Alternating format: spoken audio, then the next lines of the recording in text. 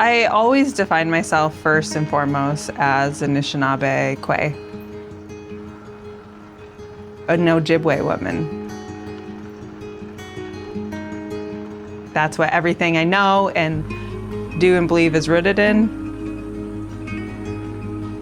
And then with that basic understanding, I ride bikes, I fix bikes, I sew, I paint. And I always struggle because when I put on my bike racer hat, I had to be bike racer chick. And when I put on my Anishinaabe Kwe hat, I had to be the Indian chick. And I did not know how they could be interconnected.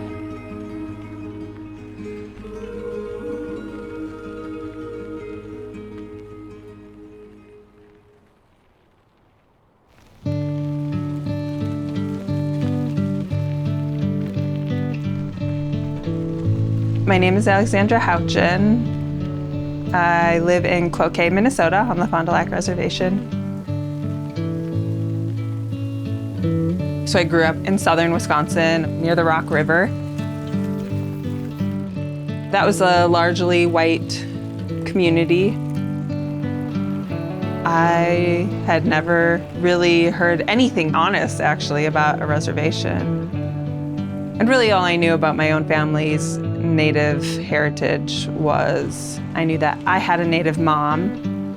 My Native mom had a really challenging life, and that my Native mom was adopted and didn't know her tribal affiliation. She knew she was from Minnesota, but that's really it.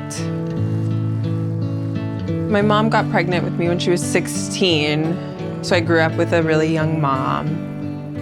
She was not like any of my other friends' moms. I felt like I mommed my mom a lot, and I was really angry that I didn't have anybody I could ask for help or rely on.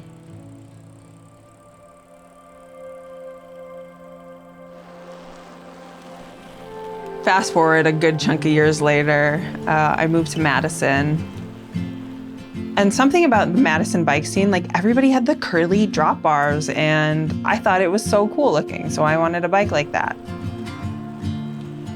So that was really like the starting of my cycling life. I just loved how intimate and rich it was and supportive. We could like literally talk about bikes 24 hours a day. And still to this day, like I'll be hanging out with my ultra racing friends, and I'll realize that for the last 12 hours we've been talking about bikes. I think this one might be the very first newspaper article I did. Cloquet woman wins the Tour Divide. So it was really fun to read these after the fact. Being able to create time to race my bike in the way that I do is really hard and takes a lot of intention and sacrifice and motivation and honesty. The thing about ultra races is just getting to the finish line. And I don't think there's any one way that I do it. It's having a tough brain. I didn't really know why I found bike racing, and I don't really know why I clung to it so hard.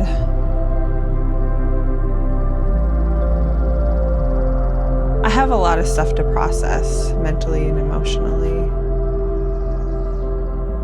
and I do that best when I'm doing hard things.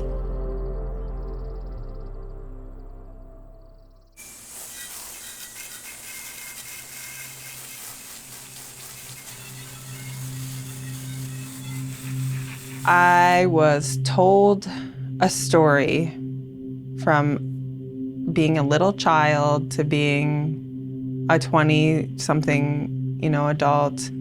You stand up and you say the Pledge of Allegiance. Okay, that's a thing.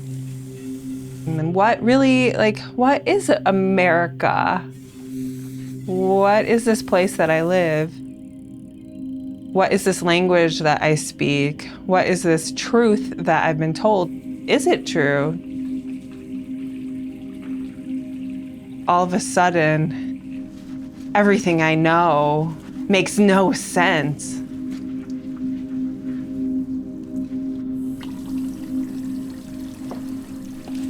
I think it was the beginning of my journey towards finding out my Anishinaabe identity.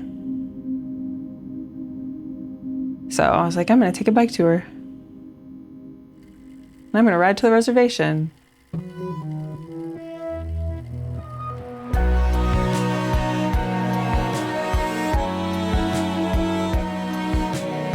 You know, it was a bike trip in theory, but it was more so the beginning of that journey to find my way back home. I immediately got lost. Never thought about carrying food or water. Eventually got closer and closer to Cloquet, and I totally called my mom and I was like, can you come pick me up? She's like, I wish you'd move here or something. I was like, hell no, I'm never moving to this podunk little town. Hello! I was studying her pictures. I'm like, I got a big old chunk of gum hanging out of my mouth. I got here and hung out with my mom, but I still just wasn't ready to develop a relationship with her. But I did want to see what it looked like. I did want to see what my mom was like once she finally found her way home. Because I knew how much she struggled with her identity. She endured a lot of really challenging things. And things were hard for her and my aunt.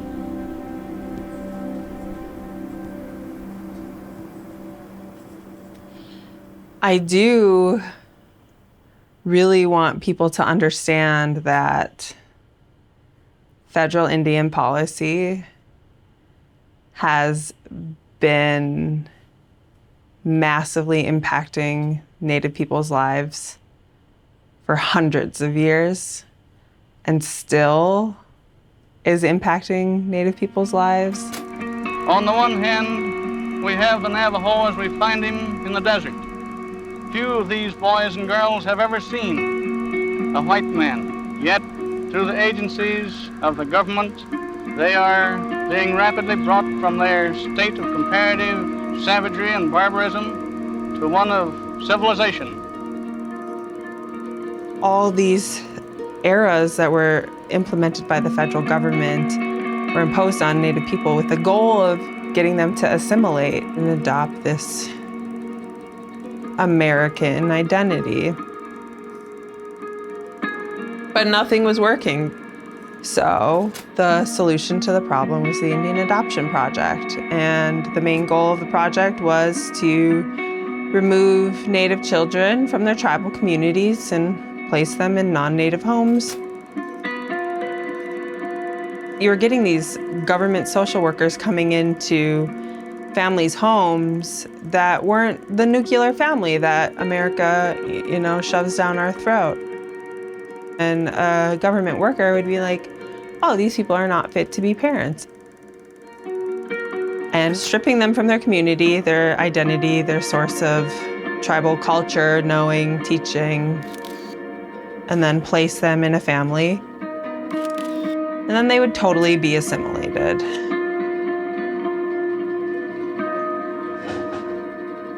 My mom and her sister were both adopted in the early 1970s. And my mom looked for 20 years, hired private investigators. She searched to try to figure it out. And all of the information on her adoption records was redacted.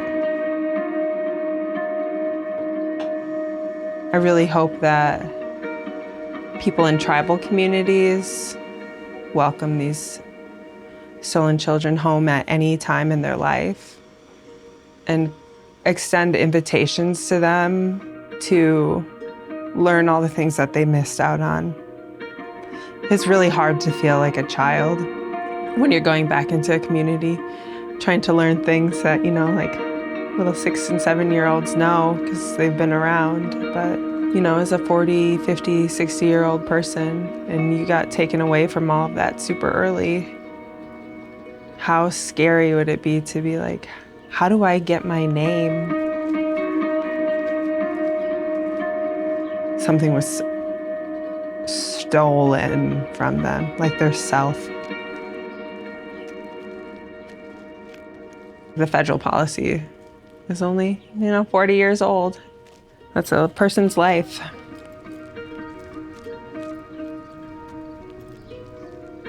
After blaming my mom so long and so hard for not being the mom that I wanted her to be, I realized that it was out of her control. And I was able to forgive my mom, which was an amazing, amazing journey.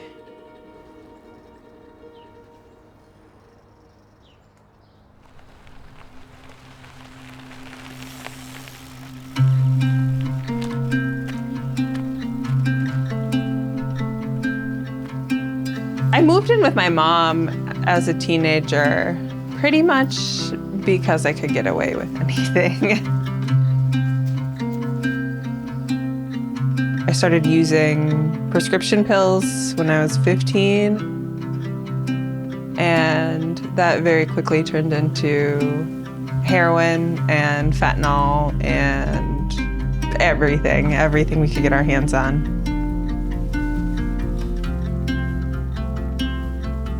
I had a community, like when I was using, I had a bunch of really close friends, but really all we did was use or get super jacked up. But then I moved here seeking more about my own identity and understanding where I came from and trying to figure out how to forgive my mom and move on with my life and be an adult and take accountability.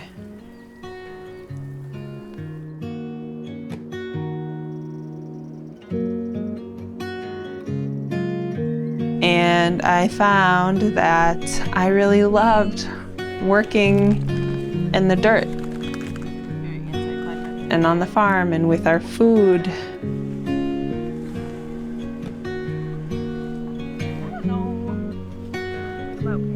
Community means living in relation to each other in some capacity, or having a shared experience, whether it's past or present. The type of community that I have now is more intimate than any type of community I had before. But I think that has to do with understanding myself, being able to give, just like getting older and being less selfish and insecure.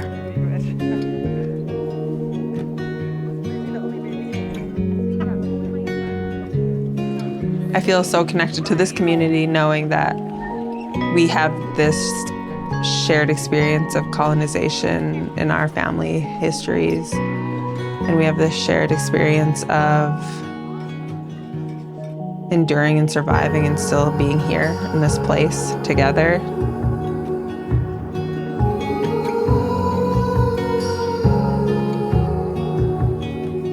Despite so many crazy things that have happened to try and pull us away.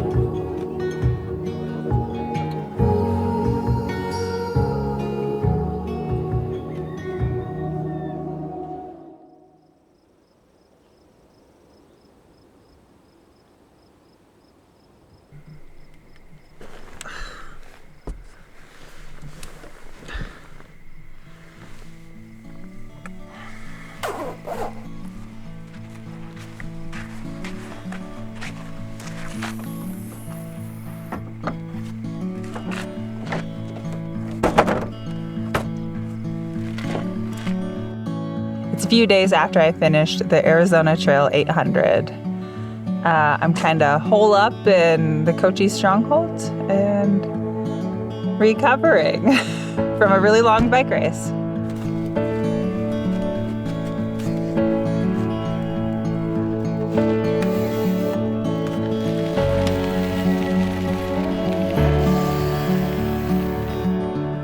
I think about a million things when I'm racing. I think about my body the most, probably, and how in every single, like, in my day-to-day life, I'm disappointed in my body. But when I'm racing, I'm so in love with my body. When I'm on the bike, I feel divine feminine. I just feel so sexy on my bike. That's what I'm supposed to do. Like, I think that's what this body was made for. And I'm so grateful for everything that I can do and for how resilient it is. And the fact that I ride my single speed up mountains through like some of the most beautiful scenery ever. And I cut myself on the pedals and I crash and tip over. And it still works. And I ride for 40 hours, 50 hours. Then I feel super sad that the only time I really love myself is when I'm racing. Like, how do you find that balance of loving yourself at home, taking care of yourself and respecting yourself when you have all the chaos of real life?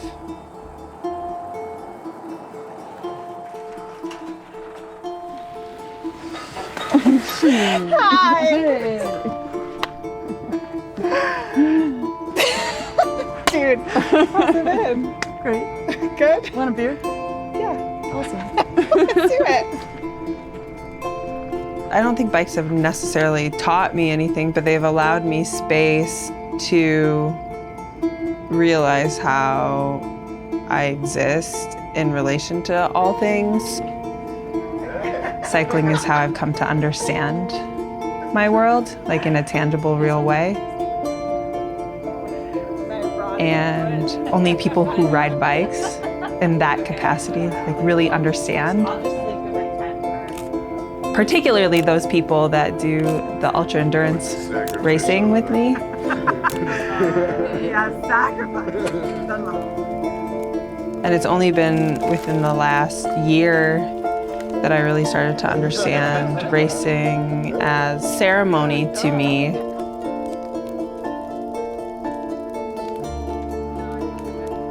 For a really long time, I felt like I have to pick that cycling culture to live within or my indigenous culture to live within, because the two worlds don't always seem like they can relate.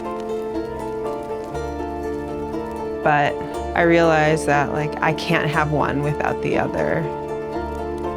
Neither of them work on their own, and together they seem to be stronger.